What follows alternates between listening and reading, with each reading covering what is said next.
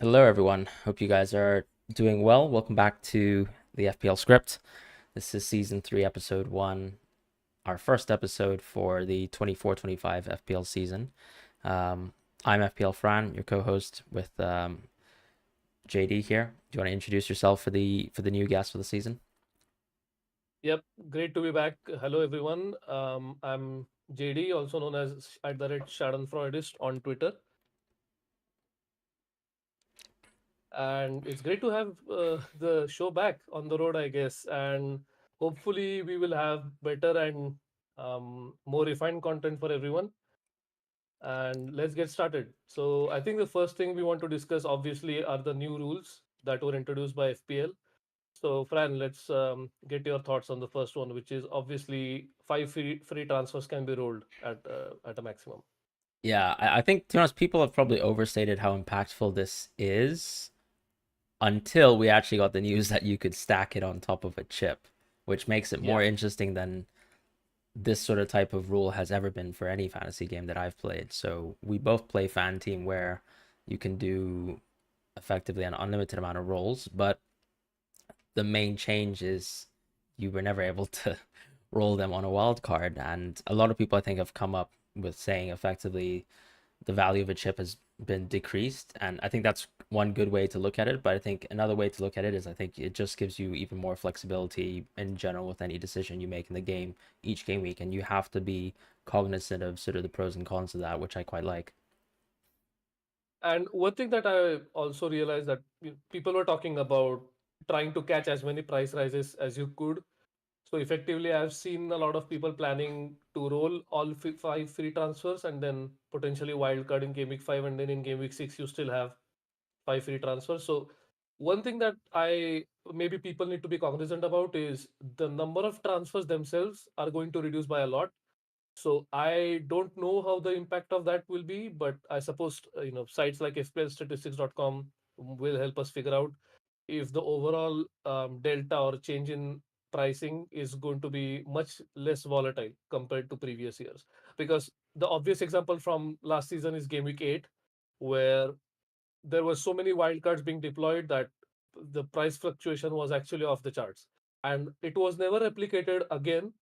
So for the entire season. So I am very skeptical if we are going to see something like that again, but rolling through a chip just kills dead ending, right? So there is no such thing as dead ending anymore because you are never going to you will always have players who will roll with free transfers after the wild card. So that's going to be really interesting to see. The other thing, obviously, is that the point scoring system has slightly changed in terms of bonus point system. And I know there was a lot of speculation on if ball recoveries were going to be added or not, because they are a part of Euro Fantasy and Champions League Fantasy. So personally, I'm glad they are not added because um, it just makes the game complicated. What do you think? Yeah, I think Simon's put out some pretty consistent thoughts on this. I don't think I will say like that I can completely cover his point of view, but generally speaking, the issue with ball recoveries, I suppose, is one, it's not really indicative of like good performance, I suppose, on the pitch, and you don't necessarily want to create arbitrary points, I suppose. Yeah. And then, second of all, of course, it has a huge impact on sort of how we conceptualize some of the metrics in the game, like things that are additive to bonus and subtractive. So yeah, I don't love it. Um, I enjoyed looking at ball recoveries for the Euros, but only because I treated that as a for fun game. If I was to play a game quite seriously with ball recoveries, I don't think it will change too much. I think, of course, it would just make center backs quite elite, I suppose. Yeah. Um, but I don't think that necessarily needs to be done. And it seems like most of the changes that they've done for this season feel like they would be in the opposite direction to ball recoveries, anyways, because clearly all the moves that they've done, and we'll discuss that in point scoring, are anti defender or anti goalkeeper, in my opinion. But we can, yeah, I think that those are my thoughts on ball recoveries. Yeah, and great sort of segue into that. The first change that we can discuss briefly is the -4 for every goal considered for a defender, which um, I think a lot of people were caught out after knowing that there was no penalty prior to this season when a defender or a goalkeeper conceded a goal for their bonus points. So we've talked a lot about how this is going to impact, let's say, top tier XGC defenders and how it is going to impact attacking defenders from mid tier teams or even relegation worthy teams. So biggest setback I think is obviously to those that depended on bonus points after conceding a goal. So you had some thoughts on this as well, right? Yeah, I mean, I think we did have a bit of back and forth on the goalkeepers, but it certainly should impact a lot of the attacking defenders who play for Yeah. pretty subpar defenses. And when I say subpar defenses, I think it's actually fair to include most of the league. That is literally not Man City, Liverpool, and Arsenal. Um, because the reality is, with the goal scoring inflation, we've seen a lot of clean sheets just go by the wayside because goal scoring has been so good. Mm. And your attacking fullbacks would ideally want to live in a world where they get additional bonus points despite losing a clean sheet, and this makes it that much harder in so many circumstances. Yeah, absolutely. So someone like I know a lot of people were eager to get Leaf Davis into their team, although Yeah. Ipswich's early fixtures are absolutely terrible. Mm-hmm. But even for the long term, it seems like he is not going to benefit from a lot of bonus points if every goal conceded is going to result in -4 in the BPS system, or the BPS rather, which is also confusing because the unit of measure is BPS and the system itself is also called BPS. Anyway, so the other thing that obviously has changed is fouls drawn and shots on target. So, as Fran already pointed out, all of these moves suggest that they want to move even further or favor even more the players that are attacking or are more likely to dribble, I guess, because it certainly favors ball carriers and players like Grealish, Doku, who get fouled a lot. So, off the top of your head, or I know you look at past season data a lot, Fran. So, who do you see benefiting from these changes? Except, I mean, Darwin Nunez is the obvious beneficiary when it comes to shots on target, but other than him, I think Foden was one that a lot of people pointed out to immediately, who kind of hits both metrics well. yeah, yeah, Semenyo was someone that we also probably have both spotted ourselves. yeah. Definitely benefits from that because I think he definitely takes a few more shots than your average winger would. Eze, of course, is like the picture perfect example of this. João Pedro as well. Um, hmm. There's obviously some like elite players, as you mentioned, like Grealish, who are very good for one category, but Mm. I think Hibbo produced a really nice graphic that shows. Unfortunately, I think it reflects more on people who actually played substantial minutes within a season. So, of course, I think we can imply that there's some players who played less minutes last season who will probably do well regardless within a metric like this. But generally speaking, I don't think it changes the sort of value towards certain players too much. But for example, someone like Sun, you could argue maybe I think I didn't see him too high on shots on targets to be fair compared to some of the other players like Palmer and Salah who definitely spam a lot more shots than him or even Foden. So like he would be someone who might not benefit from the same amount of inflation. Something like that is just something I'd point out to.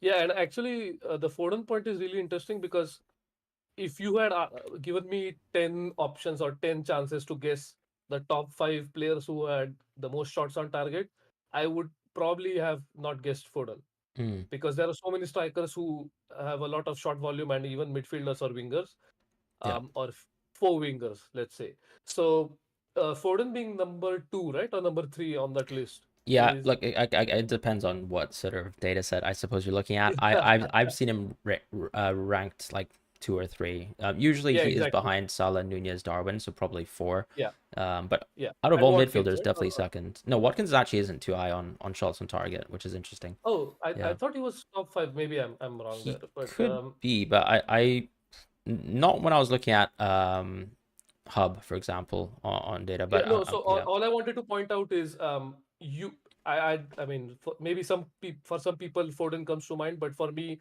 absolutely, yeah, yeah. voluminous shots on target Foden does not come to mind. So even though I think that the overall change of these bonus points is not going to be too much, or the BPS is not going to shift too much, even though these adders have been introduced. The biggest change for me has been the reduction in bonus point system for goalkeeper penalty save, because that has now made the game a little more even, so that when the goalkeeper saves a penalty, he is not the runaway candidate for 3 bonus points, which was almost certainly the case in every single game. So I benefited from it when Areola saved a penalty against Everton and then proceeded to concede a goal. But the penalty save just killed any chance of anyone getting 3 bonus points. So I'm assuming you are also pleased with that change, right? Yeah, 100%. I think. By the way, another player I think I did spot. I think Muniz is actually really good for both fouls drawn and shots on target as well. But yeah, I think you're right. Look, there's not too substantial impacts, and I think the takeaway is that we shouldn't skew our opinions on players too much. I think going back to the whole defender topic, though, it seems like people have sort of misconstrued that this is going to have a huge impact on premium defenses, and I think ironically they're the sort of crop of defenses that probably are least impacted by this. I don't know if you want to touch on that. No, absolutely. And it makes sense, right? Because if you don't concede a goal, it's not going to impact you. And the whole point is that Yeah, points for elite defenders becomes even more correlative yeah, to XGC. Because earlier you could ignore XGC for someone like Pedro Porro. And I mean, you can still do that. But I think that his potential for bonus points is going to go down substantially if Spurs continue to concede the amount of XG they conceded last season. So I completely agree with you there. One last thing that I remembered, which is become a bit of a meme, but is that they've increased the number of points a goalkeeper gets when he scores. And of course, we are never going to base our decisions on which goalkeeper has the highest career in npxG per 90, but uh, could be something to look at. I would certainly look at someone like Ivan Provedel if he were in the Premier League because of his goal last season against Atletico Madrid. But um, just aside, I don't know if are you looking at those numbers, because I know they don't make any sense. It's still such a random event, right? There's so many things that have to come together for that to happen. no, I've not Yeah, paid one thought to it because I think in general you have to score based on a specific game state, and like, exactly. okay, I mean, in theory I suppose it has to be a team that would be losing, so Game um set or weather, because the number of goals that have been scored from goal kicks are all because some sort of freak weather event happened where there was a gust of wind or something that took the ball over the goalkeeper on the other end. So it's such a rare event that, as you said, it's not even worth looking at, to be honest. Yeah. yeah. And that's the main thing. I think like when you look at, for example, like goalkeepers and defenders in previous seasons, the ones who are actually getting bonus anyways, a lot of them are usually attacking fullbacks or Yeah. like sort of teams that have conceded a lot of shots, as you've mentioned, which are definitely not premium defenses, Yeah. and also got a clean sheet. And now you're removing so many situations where yeah, like you'd be able to get bonus outside of that clean sheet being saved. So that's huge, and then of course the inflation to attacking BPS will obviously take away even more general bonus for most players. But as I said, I think what's interesting is you'll notice that if you just have a look at, for example, center backs from elite teams, they barely ever get bonus anyways. So your points from, let's say, someone like Gabriel, for example, I don't think too much is really good impact an Arsenal defender, for example, compared to, let's say, So Pedro Porro. actually, that's a great point, because even though his BPS is unaffected, his likelihood of getting a BPS is slightly higher now, because the opposition defense, assuming they concede a couple of goals, will no longer even be close to contention for Yeah. bonus points. Whereas previously, you could have had an attacking fullback from the opposition team be close to, let's say, 1 bonus point, because they created a lot of big chances or something like that. Even though, again, I think if we look at the overall percentage or probability of that happening, it's going to be minuscule, Hmm. because him keeping a clean sheet and still conceding a number of big chances and conceding a lot of XG is not what Arsenal do anyway. So the whole point is to pick defenders from teams that have low XG conceded, which I think suits us anyway and You're makes our you're right. That's what job I was easier. thinking about because Yeah, obviously every season we come back to the whole argument about how good is sort of our previous modeling of goalkeepers? Is it the most erratic yeah, position? It feels like yeah. honestly these changes would help analytics users. Even though somehow we all jumped on Pickford and didn't get his points last season, but no, that's Fair besides enough. the point. I think also a good plug as well. If you want to have a look at some preliminary like clean sheet data, things like that, Elevenify, our friend, you can find him on elevenify.substack.com or just elevenify.com. For Yeah, premium users, he's already produced data for clean sheets and for goals, so please feel free to have a look at that already. If you want to get some early insights on maybe teams that you'd like to target based on data like that, as opposed to I guess like yeah. more arbitrary sort of PPM metrics that people put on the timeline. All right, so next point is on pricing. And on pricing, I think you made a good point, and to call back to that earlier on, you were discussing about the idea that are we going to see substantial changes to I guess the increases or decreases in price of players, and is everyone going to be like aiming for an early wild card? I think that's even been raised within the chat. I think, as you say though, very much it is like it's an approach where I feel people who usually define the meta in the game, unfortunately, are content creators like Yeah. myself. Well, not like myself. I'm probably not large enough, but when for example, someone like Andy or Harry or Raptor or Focal or Mate, when they decide to press the wild card, as you say, those weeks are usually where you tend to see this sort of rapid inflation. Even though, of course, people who are pressing their wild card making transfers shouldn't have an impact on pricing or like price rises and decreases. But for whatever reason, a lot of the inflation does tend to happen on that specific week and window. And I think the question really is, can you really predict when the content creators will wildcard, as opposed to if I wildcard early, I'll get a lot of price rises? Because I think unless every content creator is already geared towards that approach, and maybe it is, right? I think it works both ways. Most people who play the game avidly are engaged, are now looking at an early wild card. It's very likely that other content creators will do the same as well. And if that happens, of course, then that makes the early wild card even better because, Yeah. as you said last season, as someone who went for wildcard 10, yes, of course, I think some people might have still very good team value as a wildcard 10 player. But part of that, of course, comes down to whether you're able to get good players within your team. I myself, for example, did not have any good players in my team. I feel heading into wildcard 8, but then I was able to get a lot of value out of it and a lot of price rises. And um, that's something to think about, right? Whether people are really going to be wildcarding on a specific window or not. And I just think that there is a little bit of a trap potentially in just thinking that you'll be able to catch a lot of price rises before everyone really think that's the meta. That's just my thought on that. No, I completely agree with you, and I think we can get to. I suppose this team is Mm-hmm. illustrative of what we think in general, how FPL have priced certain players, and how they've gone about making sure that there are no game breakers like Cole Palmer last season at Yeah. 5 billion. So, do you want to start with the goalkeepers? Yeah. So I think we've just picked out the two Chelsea goalkeepers because Yeah, probably out of all the 4.5 goalkeepers, they're probably the most outrageously priced.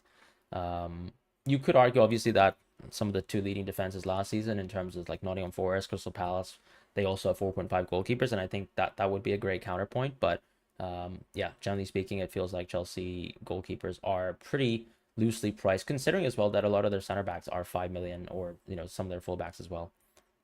yeah, and also you raise an interesting point. So, the pricing strategy from FPL has been largely consistent. So, for example, Henderson and Johnston 4.5s, or as you already pointed out, the new Nottingham Forest goalkeeper Sells, Matt Turner, all 4.5, which makes a lot of sense. Which I mean, they had decent data for XGC, and they are all 4.5s because maybe there is some uncertainty, especially for let's say Henderson versus Johnston. But what I don't understand is for Chelsea, they could have easily made all their goalkeepers 5.0, Hmm. and that would have made perfect sense. So the fact that they're 4.5 does, I mean, the fact that they play Man City does not deter me from their pricing, even though for now I don't have one of the goalkeeper in my draft, which we will get onto soon. I think it's my draft and your drafts are just as an illustration of how we can differ in terms of where we go whether we go for Holland or whether we go for Salah. But I'm pretty sure that there is going to be a lot of convergence by the end of let's say this preseason period. Yeah. Um, in defense, do you want to just discuss Arsenal pricing? We expected inflation. I think we're very happy in general with how they've Yes. inflated most of the prices of players, and Yeah. it's not even inflation really. It's really just I think adjusting to reality. So yeah, I think Saliba, these sorts of players are all quite well priced, and we're probably looking at maybe Calafiori coming in as well, potentially at Yeah. 5.5. But for the most part, Yeah. very deserved price increases. And considering, of course, that this is last season's defense in the backdrop of the goal scoring inflation was probably one of the most impressive Premier League defensive performances for an entire season. So their value for me in the game feels wonderful still, and I think FPL have done a really good job with Arsenal pricing. Yeah, absolutely. I think Arsenal pricing for defense has been spot on, even for midfielders.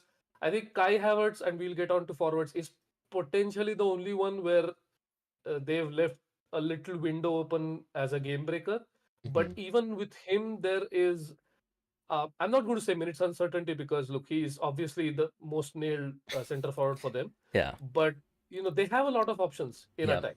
He played And every he, single minute last season. Every single minute. exactly. Yeah, Exactly. So I don't want to overplay the role of rotation for Havertz, but I also think that he is still not as nailed as Saka. That's all I want to sort of point out.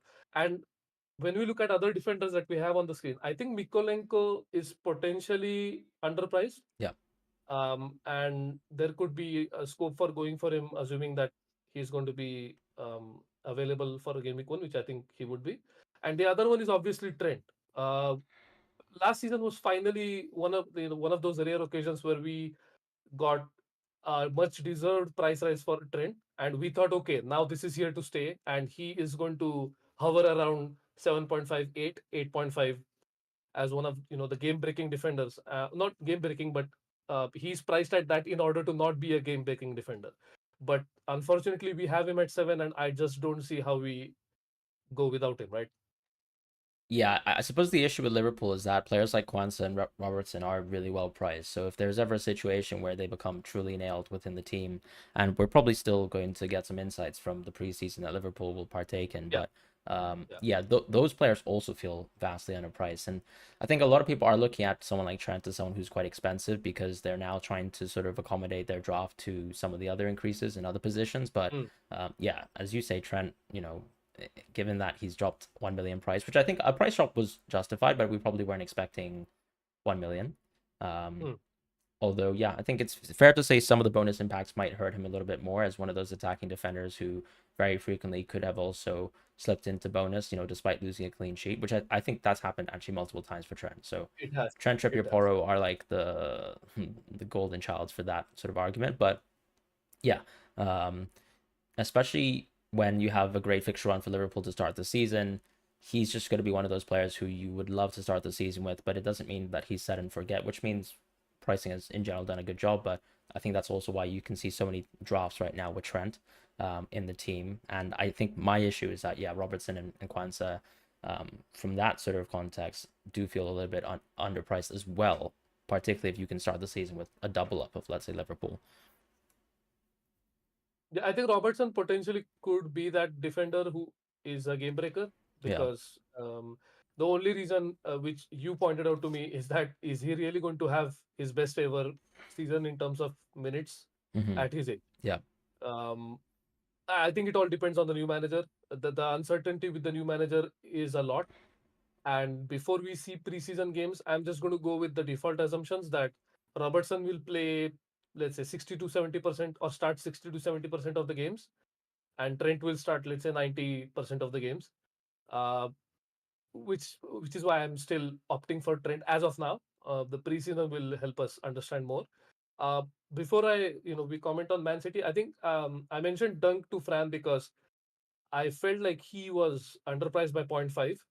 Um, he is still the mainstay in their defense, and unless Barcola becomes a nailed on a starter at 4 million, I think Dunk is the most underpriced center back or a defender, for like a nailed on defender who also has decent goal threat. And again, for Dunk, we have always depended on clean sheets. No one buys Dunk thinking he's going to score a goal, even though you do want that bullet header from your center back, the Harry Maguire dream, I suppose. But um, yeah, for me, I think Dunk is underpriced.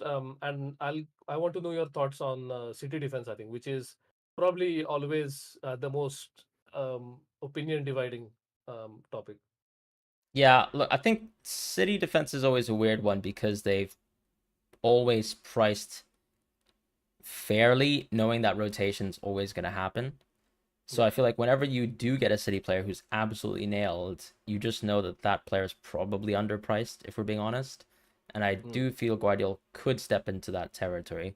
Um, he will start preseason, and I just think, just based off the end of last season, and Pep will obviously change things around at one point, he does feel like a bit of a no-brainer now. But for the rest of the team, I'm definitely not so upset about the pricing. I think even the Guardiola price, all things being said, is fair because once again, he is prone to potentially not being as impactful as he was, for the Mm. run in, and that's totally fine. Yeah, one thing that I wanted to add to this was there are some players that obviously played till the final of the Euros and Copa America.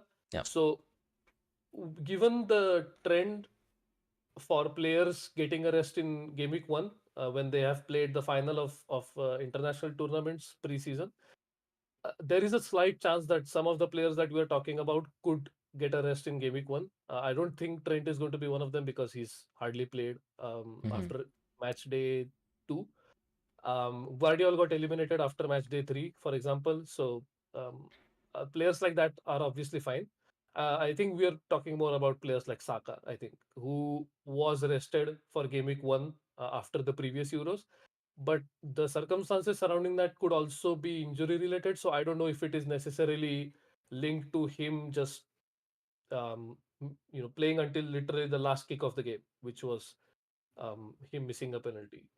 So uh, just keep an eye out on that, and we will cover this, I think, more in details prior to the Game Week 1 pod, which will focus more around X minutes. But I just wanted to put it out there. Yeah. No, I think that's a very fair point.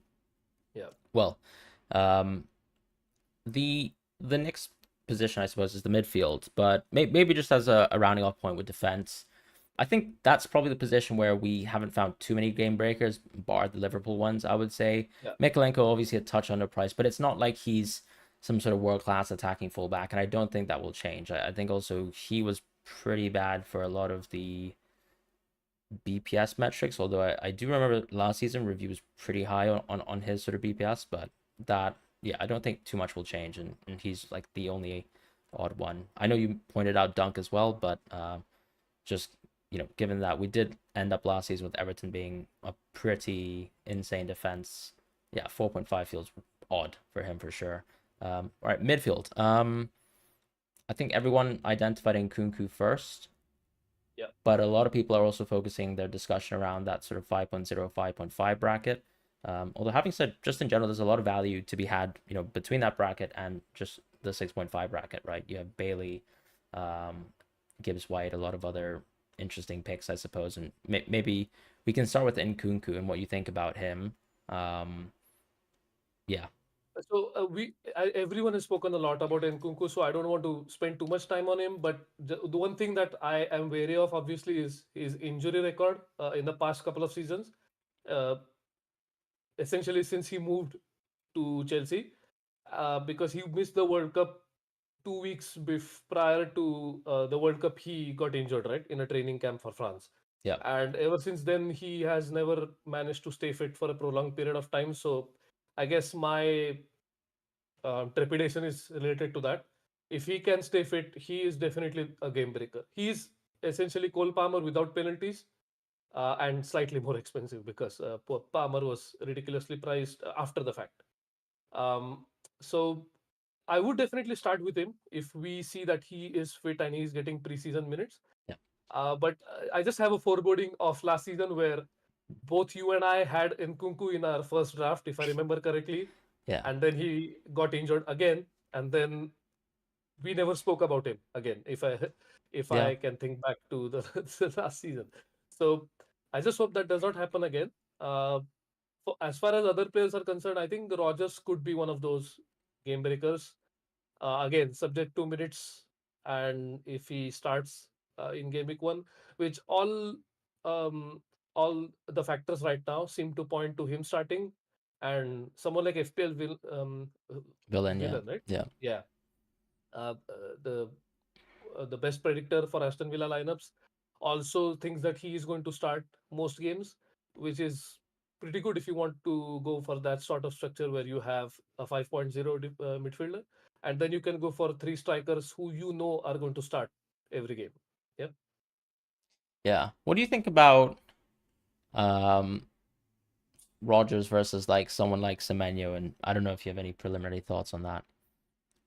So for now, I have Semenyo over Rogers in my team, but that is more linked to me thinking that Semenyo is going to be the game breaker, where I think he's underpriced, Yeah. and especially given, as you've already spoken about, the increased BPS potential for him, I definitely see him being a much more favorable FPL asset compared to someone like Solanke. Even though I still think Solanke is a top-notch asset, penalties and again short volume, but Semenyo could be that guy if he is nailed on to start every game. I know that Clivert and Sinistera Yeah. are still competition for him, but uh, But I feel like most he of should start. those two were sort of specifically Yeah, competing for left wing minutes for quite a fair yeah, bit of that season.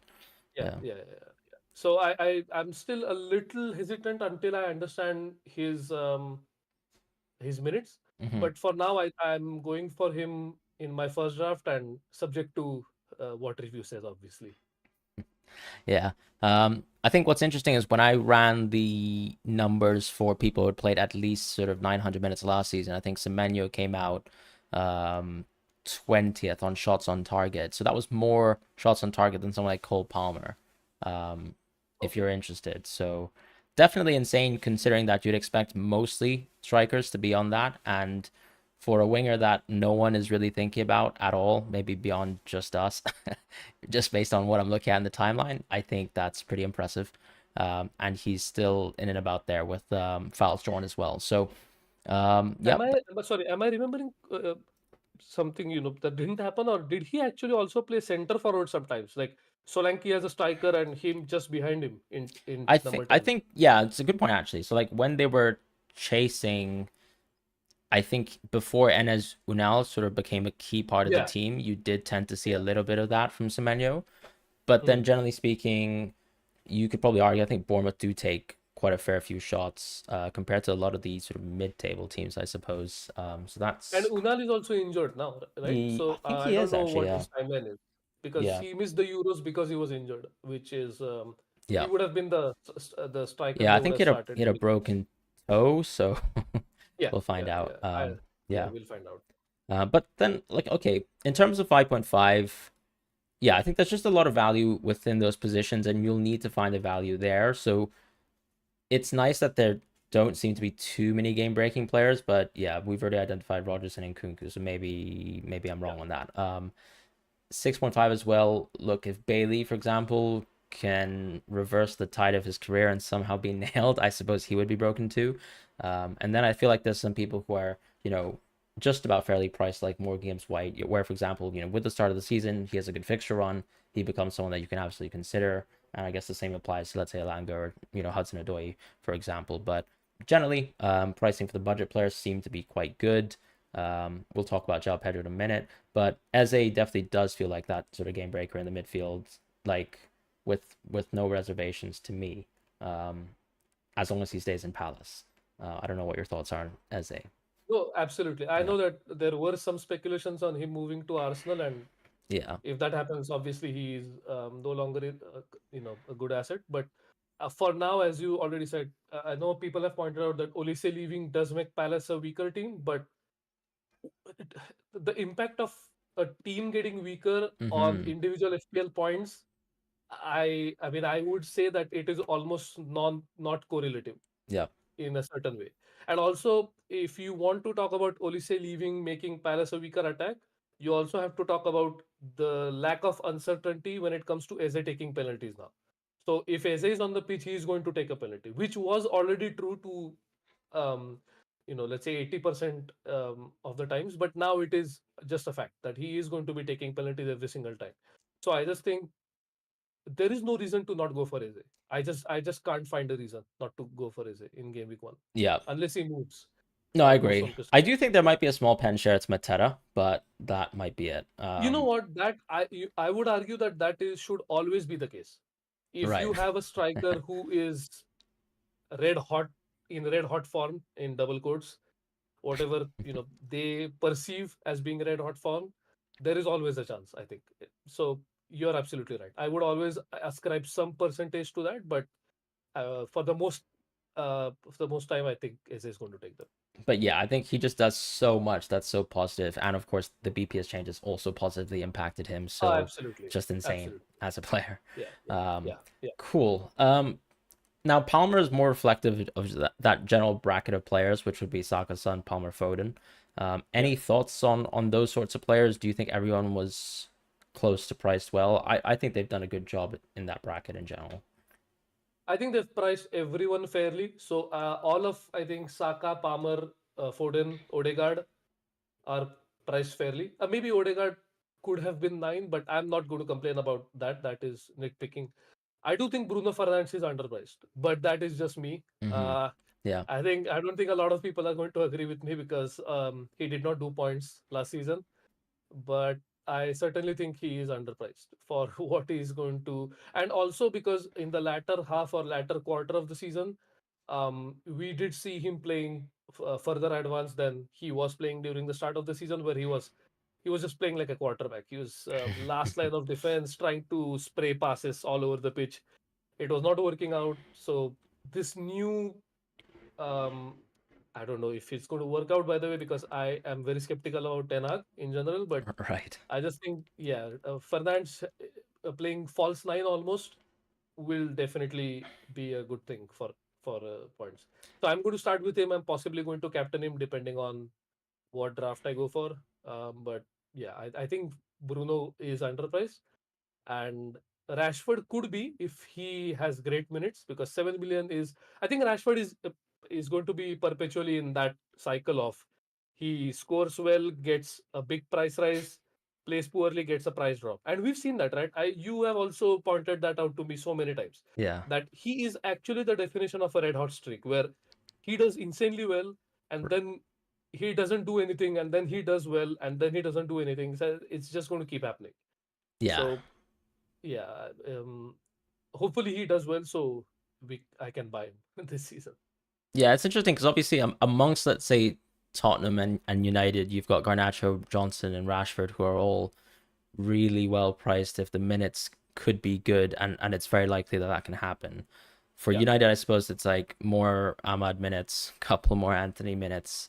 That's not ideal if you own those players, but they're also at a price point where you don't really need them to be 90-minute players for them to be strong and very valuable picks, given a good fixture run. And Brennan's underlying stats have always been really good, but dangerously interesting finishing, but very young player, so no comments on that yet, really, or conclusions rather. Once again, I'm very happy with the sort of Palmer, Son, Saka, Foden pricing. I don't think yeah, anyone I don't think anyone has been criminally underpriced or overpriced. You can argue, plus minus 0.5 on all these players, but I think even across like to start the season, like in terms of the players you want to go with, I don't even have really too many qualms with someone going for any one out of the four players if we're being honest. absolutely. They're all super interesting, so that's nice and that's a good job. Salah, I think he was well priced, and I think there's also an aspect where he is a little bit aging, so you must expect the minutes could be slightly worse once again. But yeah, he's interestingly not going to be featured on one of our drafts, but So but we need to ask review the impact of shaving your head because right, okay, the one of the most iconic posts that review has ever posted on X has been Mo Salah's XG in the rain and when it's not raining. So we No, just need I didn't another see one of that. I, those. I need to Yeah, have a look at that. Yeah. it's like a couple of years ago. Right. When his popularity was on the rise. So I think his popularity was exponentially increasing, and Benny Blanco asked him in jest, um, a review might know what his chances, like what his XG is when it rains, Right. and he actually posted the stats of Oh, what his XG is when it rains. that's too good. I'm gonna have a look at that definitely after Exactly. this episode. So we Full also need an answer on that. Yeah, sorry. No, no, it makes sense actually. Although we probably won't have that until the season. Um, and who knows, you might not have the answer in your team. Ooh. In the forward position, I think everyone's been priced well except for the game breaking players like João Pedro and even arguably someone like Chris Wood, these sorts of players, or your Calvert Lewins of the world, if you foresee, let's say, someone playing for a mid-table team that is nailed, that has good underlying stats, that could potentially have pens, I do think some of these players are a little bit underpriced. And even amongst some of the promoted teams, you'd say I think Adam Armstrong looks very, very well priced. Maybe underpriced once again. Other than that, I think they've done a good job, bar Alvarez, who I think we'll for mention. yeah, sorry. I think for Adam Armstrong, they are trying to go off his historic data in Right. FPL In the PL, because he has yeah. never exactly so because he has never nailed down a starting position for a prolonged period of time. There are certain trends that FPL never fails to follow, and Hmm. I think this is one of them where they just look at a player who's never gotten decent minutes Yeah. ever in the Premier League, and Yeah. they So just think, okay, makes sense. yeah, there's no point in pricing him higher than 5.5 or Which is strange, right? Because obviously João Pedro and Chris Wood, I felt like showed some pedigree. Well, Chris Chris Wood Wood definitely definitely did last has. year. No, But 100%. Chris Wood's season last season was very prolific amongst even his own seasons, like Yes, going back multiple yes. multiple years. So the fact that he scored 14 goals last season, but also had I think like 0.6 Limited minutes. npxG per Yeah, 90 is just mad. yeah, And he played yeah, 1,800 minutes last season, yeah, and I think was actually shackled honestly by Steve Cooper as opposed to when he was playing with Nuno and was allowed to play yeah, and was just consistently an amazing pick. And he's yeah, somehow yeah. at 6 million when Taiwa Wani, I guess, is gone AFK for the preseason training camp. And I hope everything's fine with him because it seems to be a mental issue as well. But Oh no, um, no, no, no but mental. yeah, I mean, yeah, so Chris Wood hitting 14 goals, he didn't do that since he was 27, which was 4 years ago, and Wow. still Okay. looks like he was able to play 90 minutes very consistently, had his best underlyings last season. Just feels like odd that he's that underpriced. And I suppose this is also that you have questions to ask, right? Do you want to Yeah. go for someone who's absolutely proven per se, like Anthony Gordon, or do you want to go around hunting for some mid-table value through someone like Chris Wood and get that there? With João Pedro, I do think he does feel busted, but look, he doesn't even seem like he's fit for the start of the season. Although I don't really know exactly what's going on and why he's missed out on preseason training camp. I don't know if there's been any updated news on that, if you've read that, but yeah, maybe No, any I thoughts on haven't. JP? So JP, one thing that am I remembering this correctly? So Hmm. Gross has left, right? The club. Um, the Dortmund, I don't think that's actually true though. No, I think they're trying to get one more season out of Gross, as far as I Oh, understand. okay, my Yeah, bad. Because I saw so many rumors and so many people already commenting on how great he has been for Brighton, and yeah, somehow it's stuck in mind. Because if Gross leaves the club, I do think that Joao Pedro actually becomes a broken asset. Because that also nails him for. I mean, he is still taking penalties when him and yeah. I Gross are think on the he pitch. took every single But penalty where both were exactly, on the pitch. exactly. Yeah. But it's more about how you model it in terms of expected value. Mm, Because if okay. you're modeling, you just have to look at the average case and then assign some percentage of penalty taking to Pascal Gross. But if Gross were to leave, that would have eliminated that as well. But you're right. Whenever both of them are on the pitch, he does take every single penalty. So there's no doubt about that. If this injury news turns out to be some personal issue and he's fit, I would definitely start with him. Yeah. Uh, One point about Alvarez, which you already mentioned, that he could be potentially underpriced. Their logic or the inconsistency in pricing backups has always baffled us, going back to so many seasons in FPL. This season they started off well by pricing Ortega at 5.5. I think that has more to do with rumors of Ederson leaving for the Saudi Mm-hmm. Pro League Yeah. more than anything else. It wasn't a fundamental shift in how they're pricing backups because Kelleher is still 4.5. Now, admittedly, Kelleher displacing Allison is almost a 0% probability event compared to Yeah. Ortega actually displacing Ederson, which could potentially happen by the end of this season, Right, given but I that think the point Ederson. still stands. Like if you look at Yeah, last yeah, season, Dubravka is the yeah. perfect example of issues with He is. pricing. And look, if Absolutely. Allison gets injured again, yeah, who knows? Exactly. And Allison, look, I don't want to rehash things, but I literally foretold what Allison like was going to Right, troll me with, and you and still that is picked him. exactly what happened. And I still picked him, and I still regret it. Yeah, So, Allison is just one of those injury-prone goalkeepers for some reason. And I know it also baffles Liverpool fans how a goalkeeper can be injury-prone, but he just is from what we've seen. So again, he could be that sort of game breaker. Same with Alvarez and Holland. If Holland gets injured during any point in the season, Alvarez is going to be a shoe-in for every single team. yeah. So those issues still remain, I think. They need to start pricing backups at the same price as the players that they are potentially going to replace, which I don't know why they just don't do it en masse rather than looking at individual cases.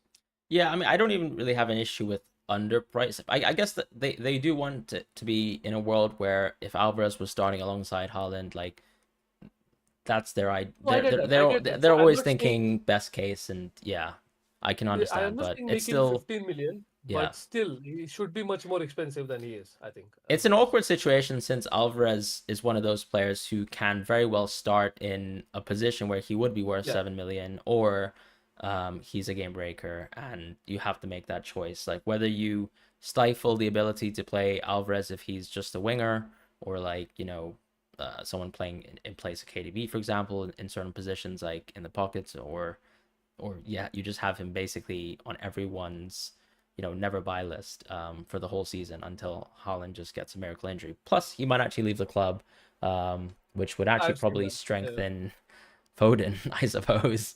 yeah. Maybe false nine vibes again. So we'll see. But that's on pricing. Let's quickly jump on to the next segment because I think in general, in conclusion, I'm extremely happy with pricing. Are you extremely happy with pricing? Yeah, I am, Yeah. to be honest. Yeah, yeah. Yeah, so shout out to FPL for bringing us a great game. And so what we're looking at next is Elevenify, once again, elevenify.com if you want to have a look at it.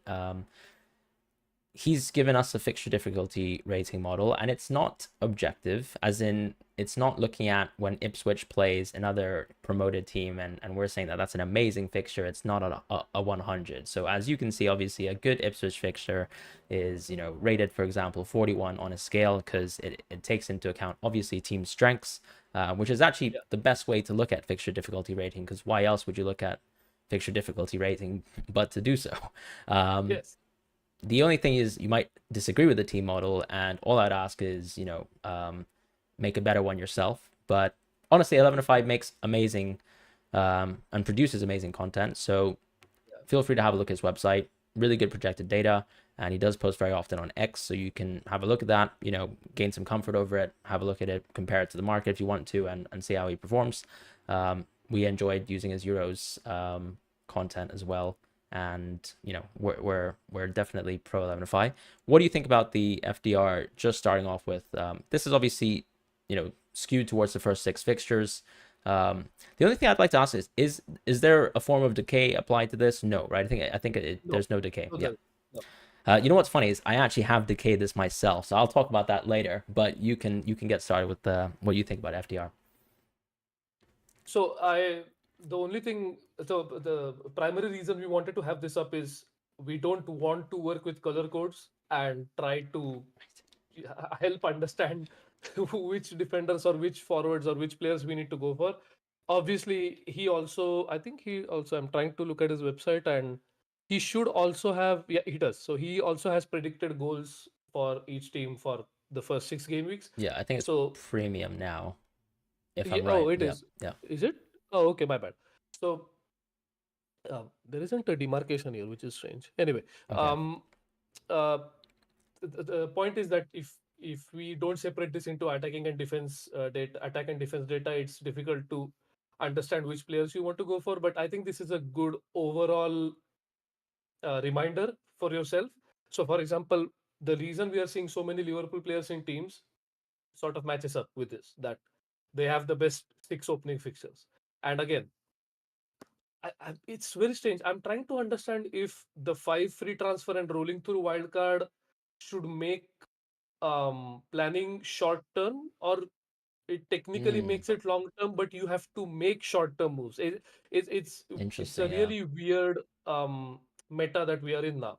Because I was thinking, okay, if I need to look at the first six fixtures, if I get a team which is, let's say, the average of the first six, so I could miss out on an amazing fixture like Spurs versus Leicester. But to compensate for that, I save a free transfer. That is what I'm getting out of that. So yeah, I'm still yet to figure out for my own sort of calculation where I stand on that. But I would certainly use this as a guide, for example, to see that Liverpool City Arsenal is quite obvious, and we never expected that not to be the case. But Villa Chelsea is also interesting, that if you wanted to go for someone like Morgan, it makes sense. They have pretty good fixtures, and this vindicates that. So I'm trying to use this pre-review as a mental guide on how I want to approach this season. Because even players who have played fantasy football for 20 years have zero experience when it comes to this format, where you can roll transfers through a wildcard. I don't think there has ever been a fantasy game in my memory where you have had the ability to roll through a wildcard. So this is completely new for everyone, and I think I will formulate a better opinion by the time we get closer to the deadline. I'm interested to know how you, let's say, not use this data per se, but how you're approaching data like what Elevenify publishes. Yeah. Sorry. As in how am I using this data? Yeah, Yeah. like just to Um, sort of gauge your team, or I think obviously in to my get a head I kind of have a backdrop of what I think are good attacking, good defensive teams. So then when I look at the yeah, FDR, I try to think, okay, given that, for example, let's say a team like Crystal Palace, you can see them in the top half in FDR here. Given that I know yeah, that they're already very strong in defense and probably obviously improved a bit as an attack under Glasner, generally speaking, it just shouts out to me immediately that Crystal Palace is definitely a team to target for the defensive fixtures at the start. That's just like something that I would look at. As far as other points, I just trying to generally think in terms of team strengths, which teams are far below or far above where they should be. And as you pointed out already, Liverpool way higher because we do know that they're definitely inferior to City and Arsenal, at least where we left off last mm, season, and the fact that they're clearly first just shouts out how good the fixtures are. Other points are definitely Aston Villa feel quite high. I would say probably Brentford are extremely low, which once again mm, shouts out how bad the fixtures are. Nottingham Forest actually pretty high considering of where we feel about them as a team, and the fact that they're still high once again suggests probably good defense value, very much like Palace. yeah, But those are my early thoughts. Nice to see teams like Newcastle and United up there because once again it's the situation where I think once you apply a little bit of decay to this and you can try to think about how that impacts your picks of players in game week 1, I have to think despite all this FT stuff, I think Simon's point on a spaces that I did with him was very key, where he was sort of saying your FT value must drop the more FTs you accumulate on a rolling basis. So you yeah, still must be focusing, on with a balanced approach, the short, medium, and the long. And when a team like let's say Newcastle just starts the season with ultimately a fixture that is basically the quality of let's say Liverpool, game week 1, you have to say that you must take a lot of impact and weighting to how good the fixtures are. Because for example, when you look at Newcastle there, and you let's say maybe apply a little bit of decay onto these numbers, their worst fixture is game week 6, for example. So starting the season with Newcastle players would seem to make sense for me. Now it also depends on whether you think Newcastle are still the shambolic defense that they were at the end of last season, or whether you can only trust their attack as a result of that. But that's something to think about, right? So that for me, that screams out. Do I feel quite bad, for example, that I don't have someone like Anthony Gordon in my draft. Maybe I do now, but those are the kind of things or points that I tend to look at early doors when I have an FDR like this that is actually very helpful because it's already contextualized for us. But just an early point. Any other points maybe on FTR that sort of caught your eye? I thought Chelsea as well. I think another thing that I like to look at too when I look at separating goalkeepers and defense is when you think about, let's say, starting the season with Arsenal defense versus an Arsenal goalkeeper. What I tend to think is when I look at the fixture difficulties here, what are the bad Arsenal fixtures? It's really game week 5 and game week 4. So then I also tend to think about things like, can I cover, for example, a bad Arsenal fixture, because we already know that their defense is already inherently really well valued. So Mm. I tend to think about looking at things like, okay, if I have, let's say, an Aston Villa defender, that sort of thing, do I cover, for example, and paper over the cracks of what are bad Arsenal fixtures? That's something I tend to think about early doors. Whereas obviously, if I started the season with Raya and I already have an open eye towards, let's say, wild carding early, let's say game week maybe 6, once again to recapture the value of Arsenal, then I'd probably much rather just go Saliba anyways, because the early fixtures, 3 fixtures are amazing. I have Conte to cover game weeks 4 and 5, as opposed to I go Raya and Saliba, and I probably, lose a little bit of value by just going for Raya when some amazing 4.5 goalkeepers are going to be pretty high up on the list on expected clean sheets, I would assume. So that's sort of that those are the kind of things I think about here, and you can already start to build your not necessarily rotation pairs, but just in general, as we know, when you play with the solver, it's sort of optimizing around fixtures anyway. So Yeah, tentatively, of yeah, course, you absolutely. always bench, or we tend to always bench an Arsenal defender versus Man City, although some people get the clean sheets instead. But yeah, that's just generally what I would say, or how I have sort of adjusted my brain to think about in recent years, and that's how I use FTR. But Yeah, cool. perfectly summed up. Did we have any other points? No, we did not. Sorry, apologies about that. A little bit of a blooper there. But shall we go through maybe my draft first Yeah, let's do that. here? Yeah. So I did tweet out earlier today, say hello to my little front line. And I'm pretty comfortable starting the season with something like, Wood and Armstrong. Now, Nkunku really should be starting over Armstrong versus Newcastle away. So probably another blooper here. But for the most part, I would be quite happy with a team like this, where if João Pedro's out and he has some sort of injury at the start of the season, and I clearly am geared towards a Salah only draft here, uh, mostly as well partly to FDR. So for example, when I look at the FDR from what we just saw previously, arguably the only week where you're just going to feel like a poor man versus Holland owners is going to be game week 2 versus Ipswich. And I tend to think of, okay, do I think a Salah only team can sort of recoup the lost value in maximizing captaincy points, and I do think that's possible. So that's why I've kind of ended up on this draft where I would probably Foden cap on game week 2, and Salah for every other game week. And I have some really strong stable picks that a lot of people have anyways. So like Eze, Isak, they're sort of non-negotiables for most. I clearly have shown a little bit of a weightage to the early fixture run, which is why I have Gordon here.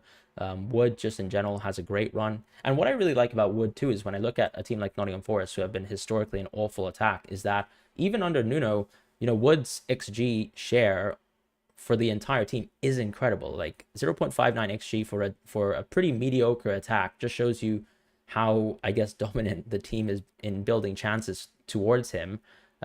So I do really like Wood, and as I said, due to the Taiwo news and the fact that they still haven't sort of found that second striker who probably would be playing a backup role anyways, I do really like Wood. And I've gone for Armstrong here. Now this draft actually has 1 million in the bank, so the easy question to ask is, why not go Foden to Palmer? Why not go Gordon to Odegaard or Gordon to Bruno? As you mentioned, Bruno's a great pick to start with, but as I said, early fixtures, I feel like I could get away with going for Gordon. Maybe 1 million in the bank could be interesting. I'd still have Saliba here. I've got Guardiola and Alexander Arnold, and going back to FDR, I've got Konsa to cover the bad Arsenal fixtures, and I've got Henderson because in general, it seems like Crystal Palace have a really clean slate, with the exception to I believe one game, which is Chelsea away. So those are my thoughts. As I said, 1 million in the bank, couple players that we can definitely think about. I think people have disagreements in the midfield, but I'm happy to go with this. And that's, as I said, a little bit of a grass take, but I like the idea of Foden being a Gaming 2 captain, and that's sort of why I've shown preference towards him. Although I'm sure Son is interesting, right? And I've got value to get Son, but that would be Everton at home. So Yeah, that's sort of my and draft. I was going to actually talk about Heung-min Son because I was looking at, for example, Elevenify's projected goals for the Yep. first 6 weeks, Yep.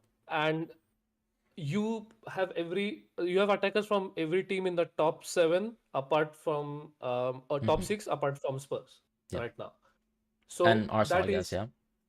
Oh, sorry, you Yeah. don't have. You also don't have an Arsenal player. My bad. So you Yeah. have four out of six, which is not bad to start with. And also, it's not just a case of going for those players without looking at any contextual data, right? So that makes sense. And you already pointed this out, but this is exactly the sort of dilemma that I'm trying to wrestle with, which is, do I just go for look at first six fixtures and nothing beyond that? Hmm. But when I'm looking at the first six fixtures, how granularly should I be looking at them?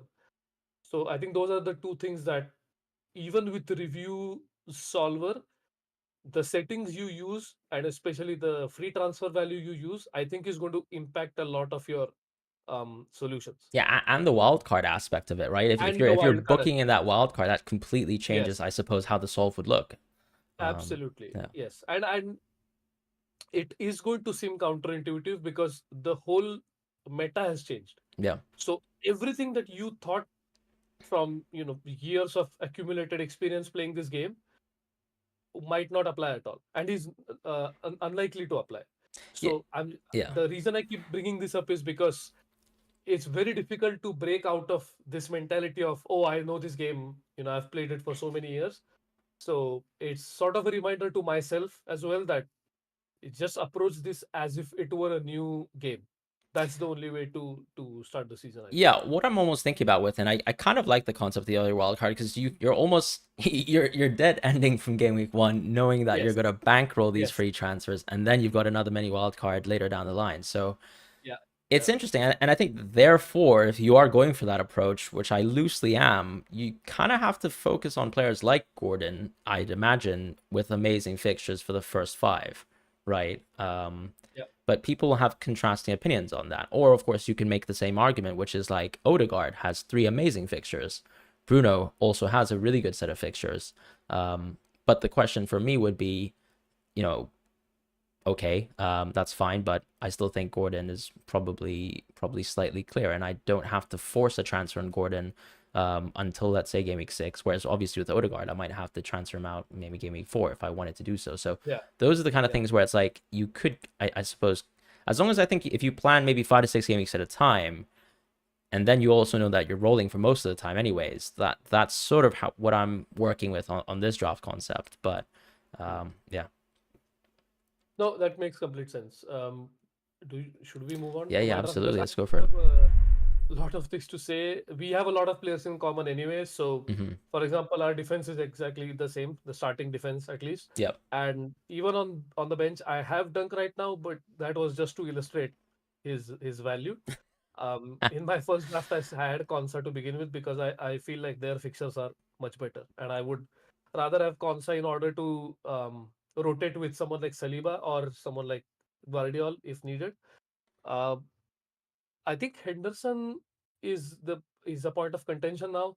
Uh, Hmm.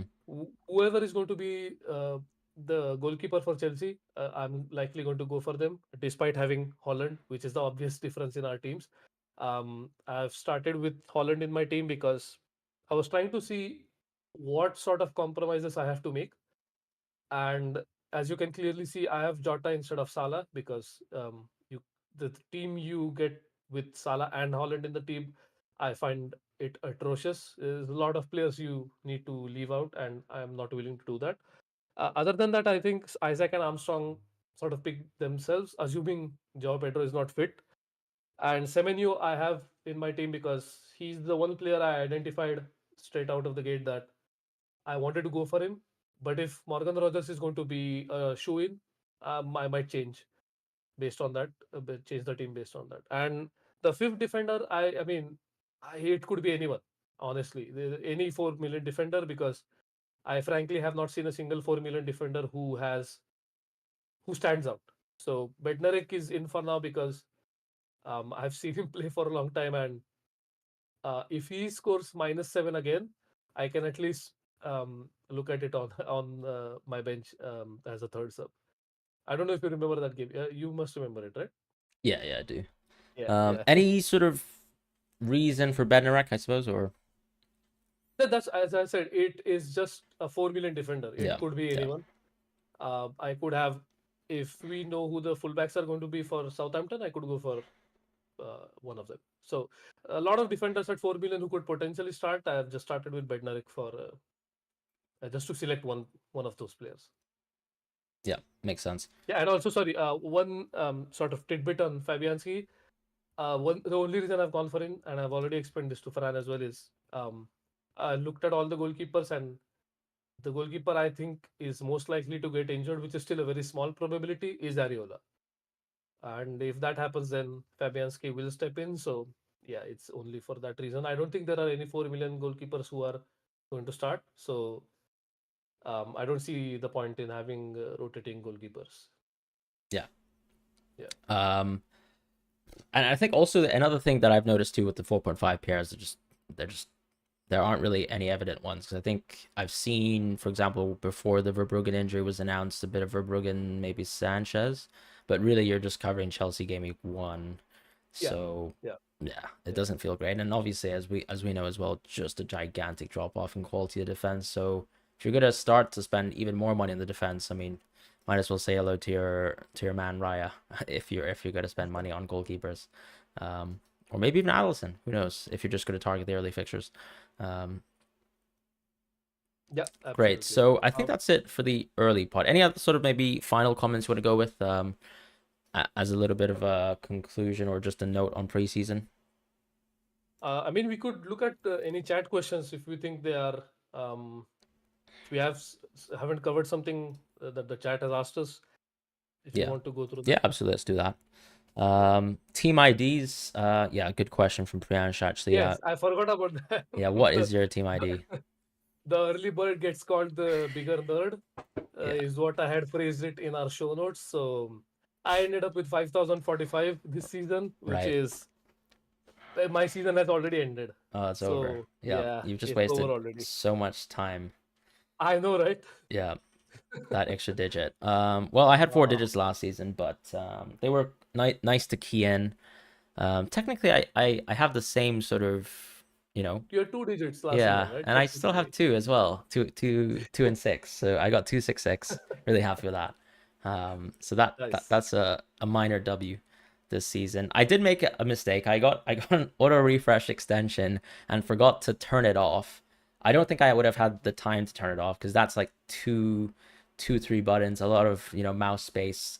What I actually had pre-planned was to have another tab that I would refresh as soon as I saw the site was live, but I stayed on the auto refreshing tab and wasted Yeah. probably, I would say, 5 seconds of my life, and that's the difference between two digits for with that elite players like Marku and Mel Oh, shout out to Mail, by the way. Yeah, yeah, for getting insane back to back-to-back back. IDs. Yeah, cringe by That's the way. crazy. Try getting a Touch single grass. digit Touch grass. ID, like, and Holly Shan got a single digit ID, which is just incredible. Um, okay.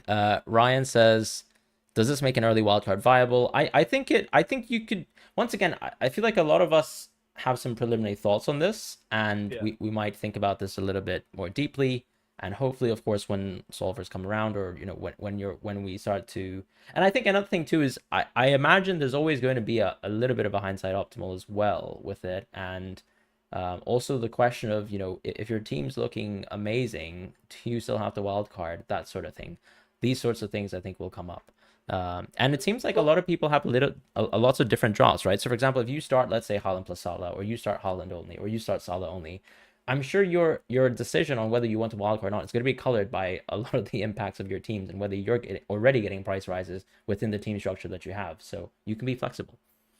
yeah, and I think I don't want to, extend this answer for too long, but the I think the definition of viability itself is likely to be more flexible now Yeah, true. compared to Yeah, previous seasons, where there was only a certain number of ways you could approach the first half of the season.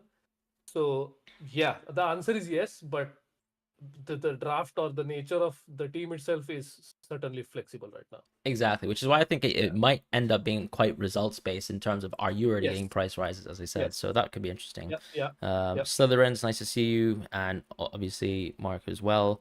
Marcel, I did feature a draft, so I hope you enjoyed it. Omer, nice to see you around. Discomfort said the death of goalkeeper and defender bonus point. Yeah, that's a bit sad to see, but who knows? You can still get a jammy clean sheet here and there. Why not? Um, Saleh, probably not going to review a draft. Sorry, not on Yeah, this pod. yeah. Is Malenko the best BPS? I don't think he was ever close to it.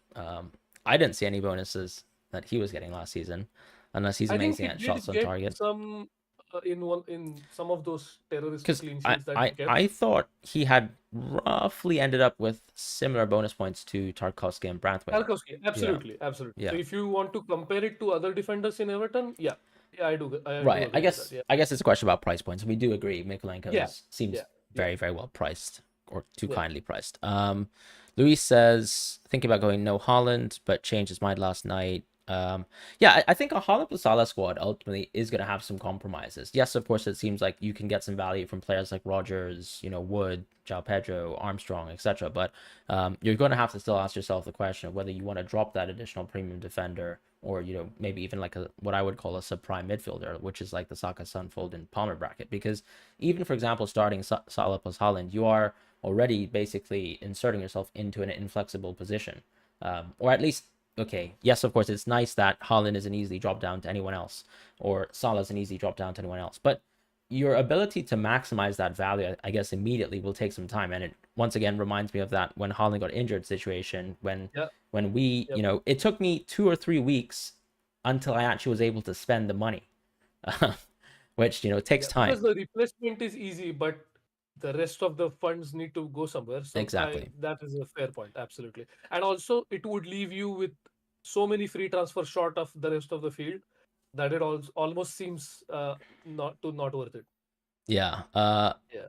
Marcus said, please mention Ederson. I don't think we mentioned it. I think you mentioned Ortega, and Ederson not leaving, but I mean, congrats to Ederson, I guess, for another season of potentially terrorizing analytics players, I suppose. Glyn, yeah, I think that was just Newcastle and pricing, so that's fine. Garnacho, we discussed him. I mean, curious question, I suppose, just on Garnacho Rashford. Do you think Garnacho will? Because close to the end of the season, we started to see a little bit more Garnacho rotation, as in Garnacho maybe getting subbed off for Anthony. But we also saw that Rashford wasn't, it's not like there was a switch up in terms of the minutes. It seemed Yeah. like both of them were prone Yeah. to taking Well, prone to being taken off, and absolutely. Rashford first still. Yeah. So, are you still super high on Garnacho minutes? So first thing is Sancho started the friendly today Oh, against right, yeah. Rangers. Sorry, I forgot about him. Yeah. So Sancho is also in the mix now, Yes. and that just makes me think there is no way I'm going to go for any of Rashford, Garnacho, Right. So it's or Bruno or bust early doors. Bruno Yeah. or and Hoyland as well, because the easiest solution to please all these players is to play Rashford up front and bench Hoyland. True. Because at the end of the day, Hoyland is a young player, and it is easier to appease someone like him compared to someone like Rashford. It's a good point. So I definitely think that also kills any viability for someone like Hoyland. Mm-hmm. I mean, Hoyland in any case is still a very raw player, and his Euros was horrendous. If I were to describe it in one word. Yeah.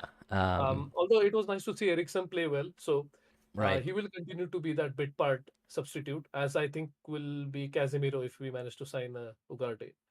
Yeah. So yeah, Someone I'm not going to mentioned, go for that. Yeah, I think we discussed Rashford. Someone mentioned Sobo. I mean, definitely an interesting pick, but I also think we have to see the sort of tactical transformation of Liverpool yeah, first before we're going to buy yeah, into him. But I do like absolutely. him, and he is cheaper on Fan Team. Just to shout out He to is, that. he is. Um, Yeah, do you guys? Okay, all right. I'm gonna skip the Biden piece. Best 4.5 million defender.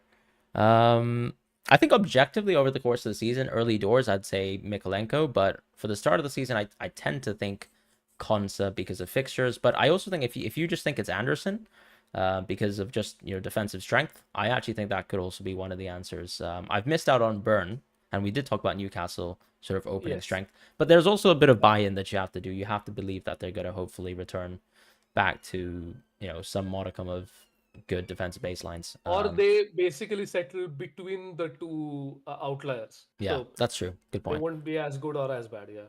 Yeah. How Villa perform, Oh, we by the way, discussed that. sorry. Mo has pointed something out which I completely spaced on, which is Right. obviously Zirkzee has been signed as well. Yeah, yeah, of So course. Hoyland is already prone to Cooked. I'm being joking. rotated, Yeah. and and now absolutely, yeah. Sorry, please continue.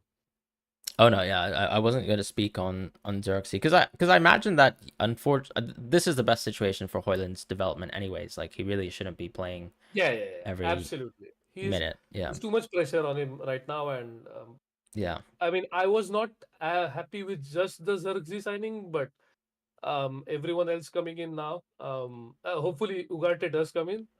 That certainly will see United's team strength get better. Although right now, it's funny that Elevenify has United sixth on the FDR, even though he rates United very low. His model rates United to finish ninth this season, as does I think almost every single public team strength model that is out there. So if anyone wants to make a quick buck, I suppose you have to short United's projected points for the season, which seems to be easy money right now. yep. Sorry, where were you, Adam? I think Saying I think no Arsenal attack. I think that was yeah. still yeah. Actually, I mean it does apply to be honest to both of our drafts, right? Um, I mean, I could. So initially, I had gone for Odegaard in yep. place of Jota, um, but then I have to compromise with Dunk on the bench with a cheaper defender.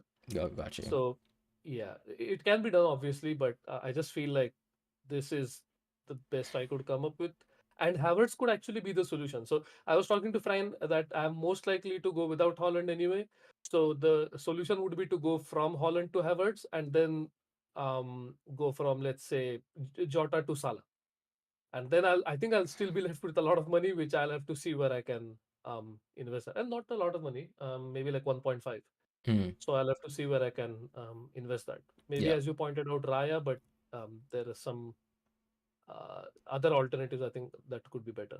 Right. Andrew's Yeah. question, can see West Ham being relegation fodder. I mean, to be honest, they were actually pretty awful all season round, but you can Yeah. argue that they overperformed. Change in And manager now, yeah, and and to be honest, yeah, I would say the yeah, change in manager does tend to make me believe that they could actually perform better than we think. But once again, in the context that they overperformed last season, I'm not sure if they will be tremendous with under Lopetegui unless they also and get a lot of those signings no done. European football, no European Yeah, football as that's well. nice That for is them a as big well. one. Yeah. Yeah, yeah, Um, is Walker a cheaper alternative than Guardiola? Well, I think if you're envisioning what we saw, which was last season's Guardiola near the end, no, but he's also someone who unfortunately was involved with a lot of football with the European Championship. So Walker might not even start game week one, I yeah. suppose, is I the agree with that. bigger issue there. So, yeah, I mean, I think it's an interesting question. I guess if you found out there was a nailed City player at one point this season and Guardiola was still doing Guardiola things and you could get access to the City player who's a lot cheaper at 5.5, do you think that if Guardiola still nailed, you'd go for that alternative? I would say probably no, but I No, don't know what you I think. Yeah. agree with you. No, no, I completely agree with you. I think Guardiola has proven to be exactly what Joao Cancelo used to provide, but in a Yeah. different way. Yeah. Yeah. As in, his avenue to points is that varied that Yeah. it is very difficult to move on from him to any other City defender. Even if I knew that Ruben Dias was nailed for every single game, and Guardiola was to play, let's say, 80 to 90% of the games, I don't think I'll go for someone like Dias, unless it is in addition to Guardiola, which is a different discussion topic. Very good point. Yeah, Okay. As far as Sober McAllister, I don't think we're that interested in either player right now, just because we just want to see more from Liverpool. Probably neither for now.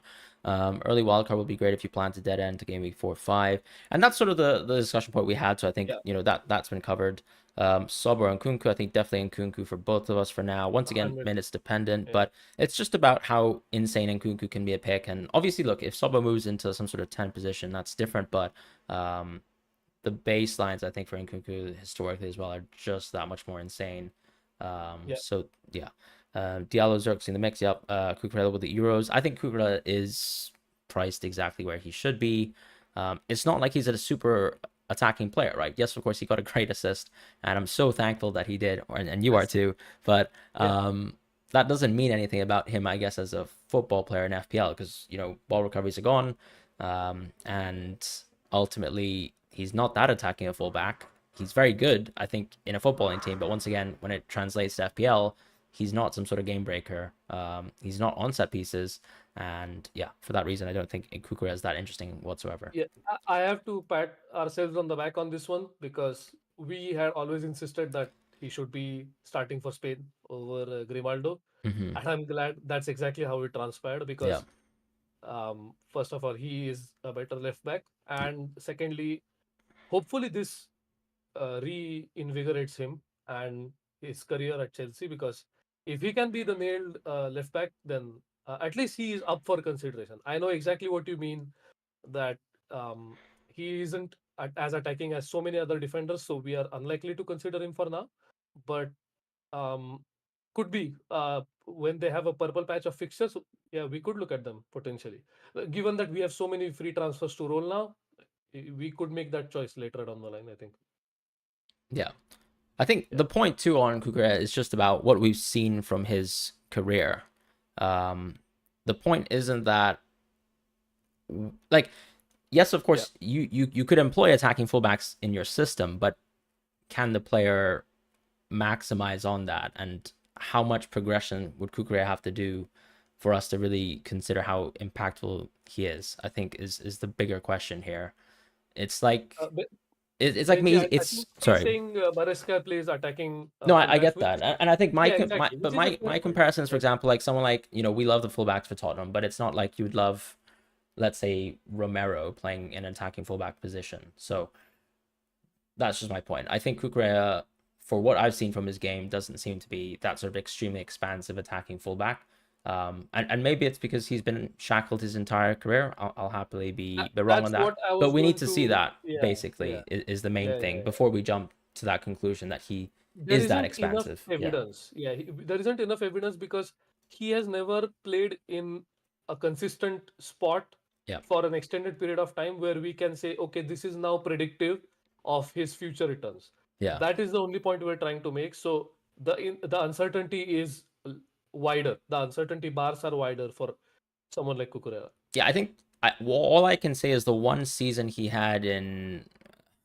I mean, yeah. I think if you look at his career data, it's it's a solid attacking fullback. Nothing crazy. We're not expecting this guy to suddenly become Trent. And once again, if you notice as well, a lot of the good attacking fullbacks in the game take set pieces as well, and that's how they have an expansive impact on the game, like Trippier, like Yeah. Trent, like Porro. So Yep. taking that away from a player as well, you're just restricted to open play. So you can't really imagine that the player will be that transformative. So that's just my main point. Um, Yeah. so if you're And that's considering, why Chilwell was a better consideration than Kukurea in FPL. yeah, Primarily because he used to take corners, which is a big thing, right? For fullbacks. Yeah. Sorry. 100%, yeah. Please go ahead. And a lot of things comes down to like what are the tendencies of players. So when we saw, I guess you can argue that it's not like left backs at Chelsea last season were allowed to do crazy things, but naturally when you see Chilwell still play in a full backing position, he will take more shots than Kukurea, and that's just a player's tendencies as well. So that's all. As far as yep, I think that's Um, pretty good in terms of the general points. Have we missed anything? yeah. Lewis says best 7.5 or 8 million Oh, good for point. Tony. Mm, Well, if Tony moves, could be interesting, but I don't think he has options to move to somehow. Darwin. Um, Darwin. Darwin, I yeah. would still say I Darwin. think Yeah. as long as Same. Darwin gets good minutes, Yeah. he would be close to game breaking on price. I would say so. This is my biggest headache right now. If I think Darwin is nailed, Yeah. I think it has never been easier to not consider Salah. That is Okay, I all I'm going see. to So that's where you're going. say. Okay. Right. Yeah, that's all I'm trying to think of. But as of now, because Gakpo always has, great international tournament. He's crazy consistent in international tournaments. I don't know how Arne Slot is going to treat that. Is he going to just say, okay, this is in a vacuum, I don't care what he does there because his track record for Liverpool has been spotty, or will he say that it's down to Klopp not giving him enough minutes? So that's why I said that the Liverpool preseason is the one that I'm looking forward to the most. Yeah. Lewis makes a good point on Havertz. I think we do love Havertz as well. Yeah, And yeah. I guess with Havertz, him being moved to a midfielder or to a forward from a midfielder, any thoughts on that in general? Again, I think there are still some inconsistencies when it comes to these things. But to be fair, they have gotten some of these spot on. Like I think Richarlison being moved to forward is a perfectly good change. Yep. Son, I thought there was a chance he could Yeah, have because he been, did but play a I lot think of center forward. So exactly, yeah. exactly. So I think they just considered the overwhelming pass data, which gears towards him playing at left wing as sort of like an overruling principle to keep him at midfield. Have you But sort of he looked could have. at the XGI of Havertz, but like let's say exclusive to when he plays center forward for the team, or is it too hard to sort of do that because he sort of plays multiple roles within a certain game as well? I think Understat should have that, right? If I'm not mistaken. Okay, like split by position. Yeah, I think they do have it split, but let me quickly have a look because that is an interesting point. Although, again, if it is going to be, let's say, only 1800, 1600 minutes, whatever, I Hmm. don't know how much I should conclude based off that. Because as you Exactly. said, he was playing left mid to begin with, and sorry, left center mid to begin with, and Right. there's a lot of flux in their attacking positions. But let's just see if you can quickly find it. Do you want to take a question till that point or look at if we've missed something? I think Ye- we've covered everything, if I'm being honest, but Yeah, uh, sure. I've had a brief look at it. The forward data in his okay. career, and well, I mean this would be career wise. So I mean, there's obviously a huge inflation, but it's not like he's at meteoric numbers. Is probably the only thing I would say. Have you? 0.57 is close to Chris Wood. Yeah, which is good in the sense that Chris Wood's very good at that, but I don't think it's necessarily that game breaking per se. Like Havertz, So if just for anyone listening on podcast, or obviously no one can see what what I'm looking at here. Um, the total number of minutes on Understat is 17,564, mm-hmm, and out of that they have considered him playing as a striker for 5,672 minutes, which is substantial, which is almost one third, and I did not expect that. So he has 0.57 xg per 90 and 0.17 xa per 90. mm-hmm, So yeah. that's actually not bad. If you That's filter for actually this more than fair. season, as in this previous season, it was actually Okay. at 0.69. So that's the insane So that stuff. that's his upper bound, and I Yeah, would say this but is you the have to, median yeah, median exactly. value We here. have to Yeah. expect that there's going to be, I mean, there's going to be games where he plays up top for 90 consistently, and that's Yes. very scary. And to be honest, to open the season with the three games that Havertz has to start, I can understand starting with Havertz and then maybe pivoting elsewhere when, game week 4 or 5 stroke happens. But that's the Yeah. sort of thing that we're talking about as well. Like, there are going to be some players in your team that you're going to pick because your opening fixtures are amazing, like Gordon, like Havertz. But then you're also going to have to consider how many players you're going to insert into your team that you need to pivot out of before you're, even if you're trying an early wild card before that. So, an interesting point for sure. But I think that's pretty much it Yeah. in That's terms pretty of, much it. Yeah. yeah, the pod. Thank you guys so much for listening, and we'll definitely do probably another little bit of a catch up episode maybe sometime next week just to sort of re-update, refresh, see what we can glean from the preseason. But thank you guys so much for listening, especially if you're on audio platforms. And yeah, that's it. Take care. Yep. Have a good one, everyone. Bye. All right, take care. And hi, Cesar. Bye, Cesar.